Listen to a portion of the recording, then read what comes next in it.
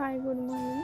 দেখো, আমি স্নান করে চলে এসেছি। আমরা হলো পুজো দিতে যাব। বিয়ের পরে একটা পুজো দিতে হয়, সেই পুজোটা দিতে যাচ্ছি সবাই।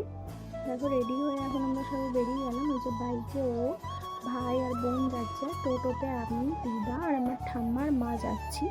দেখো, আমরা মন্দিরে চলেও এসেছি। এখান থেকে আমি একটা ফুলের মালা কিনে নিলাম।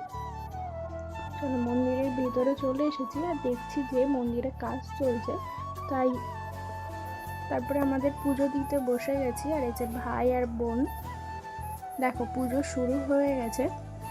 এই যে অঞ্জলি দিয়ে নিলাম।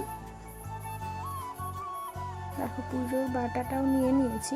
এখন আমরা যাচ্ছি একটা জিনিস নেওয়ার জন্য, সেটা তো পেলাম না। তারপরে আমরা বিষ্ণুপুর কালীবাড়ি চলে এসেছি। এখানে এসে বরের তো লাইন দেখে মাথায় হাত। তারপরে অবশেষে আমরা গেটের কাছে চলেও এসেছি।